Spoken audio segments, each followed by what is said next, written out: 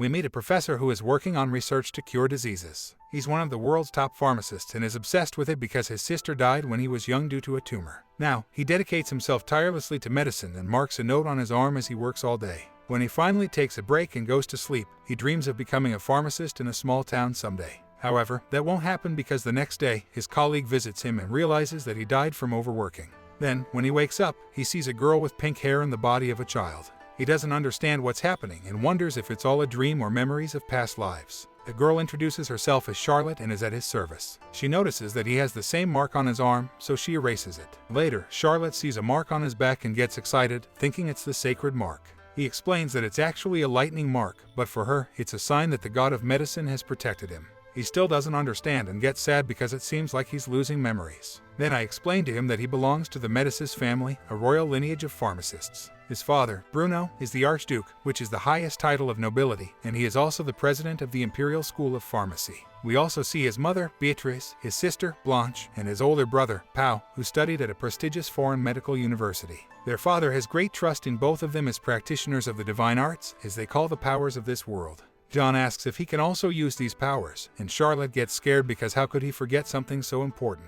In fact, he was skilled in the arts. He starts practicing his water powers. He imagines the formula for water and his mark on his arm glows. A torrent of water bursts out of the castle, and Charlotte observes and is glad that he remembered how to use his powers. He then tries to create simple substances, but he can't mix them with his left hand, so he creates the substances with his right hand and then eliminates them with his left hand. Later, he visits his strict father and recalls everything about medicine to answer all his questions during their meal. His father allows him to resume classes with his tutor, Elle. However, Elle notices that he's not the same as before and insists that it's just her imagination, but she still doesn't believe him.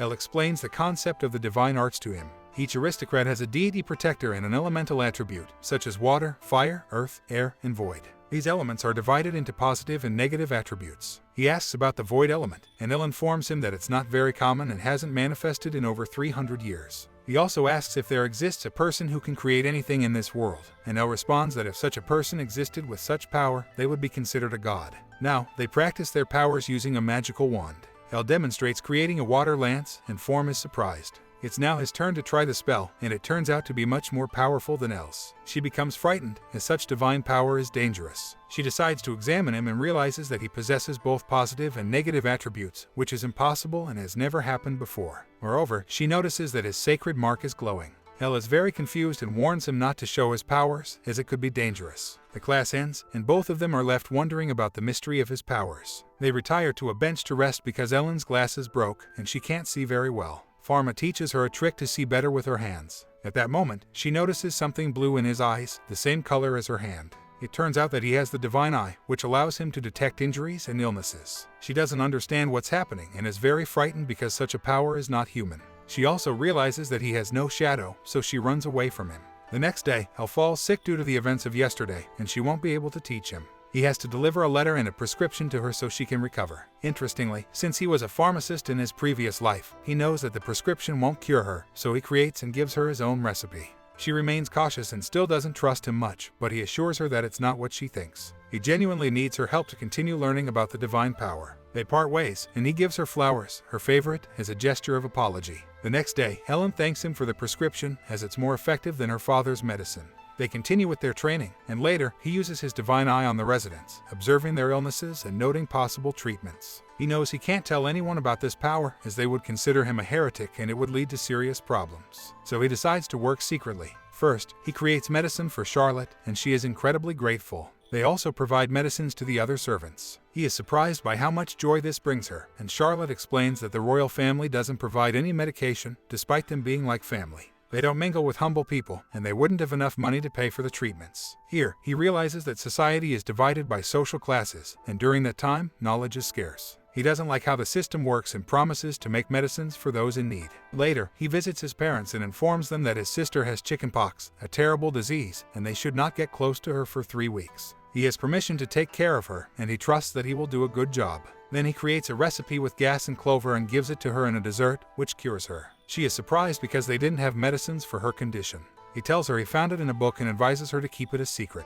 He realizes that he is not the same as before, and now he spends time with her, enjoying this new version of himself. He knows that great power comes with great responsibility and wonders if he can continue to keep it a secret. To better utilize his divine eye, he constructs a microscope. In that moment, his father calls him and tells him to prepare because they are about to visit the Empress of the kingdom. She is in a very bad state with weakened lungs. He takes a blood sample to check her condition, and they have already given up as they don't know how to cure her. They plan to apply euthanasia tomorrow. Falma cannot allow that to happen. He analyzes her condition and realizes she has tuberculosis, a disease for which there is still no cure in this era. Her children enter the room, talk to their mother, and hope for her speedy recovery. Falma can't bear it anymore and pleads with his father to let him take charge of her treatment. He knows of a new medicine to cure that disease. Everyone is surprised by his audacity, and his father tells him to take back his words as this is not a game. However, she trusts him and persists in asking for permission. He goes to his laboratory, locks the door, and envisions the substances he will use. He is about to invoke them when his father destroys the door. He is furious and doesn't believe that Falma has the cure. The patient is suffering, and he thinks Falma is only giving false hope. Falma tells him, "Bro, you're mistaken. I want to invoke substances." But his father interrupts, thinking it's poison, and throws ice spears at him. Falma blocks the attack with a barrier. His father is astonished by his abilities. He is not the son he knew. He asks who Falma really is and discovers the notes about diseases. Falma only says he dreamt of them when he was struck by lightning.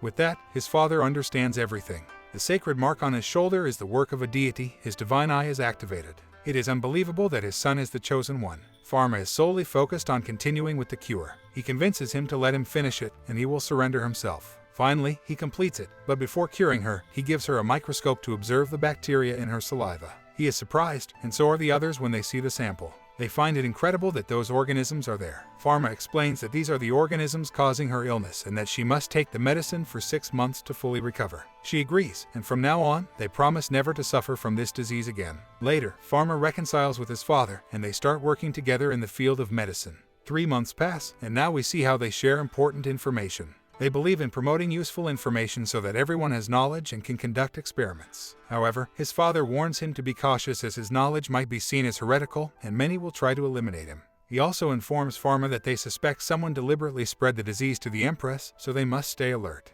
The Empress will reward him properly and grant him any wish. Falma wishes to have his own pharmacy, and during the ceremony, he is promoted from an apprentice to a real pharmacist. He is given permission to build his own pharmacy in the town, and he prepares the plans for it. Everything is progressing well, but there is someone else in the other world who hates his business. This person doesn't believe a child can manage all of this and thinks it will fail. But Falma plays along and gets his help. Carlos takes care of the simple tasks, and they only need someone to manage the finances and official documents. When he returns home, he learns that Cedric, one of the most loyal servants in his household, has been fired. So, Falma convinces his father to hire Cedric for his pharmacy and provides him with some financial assistance from the profits of the wealthy. Thanks for watching. Please like and subscribe for more anime videos.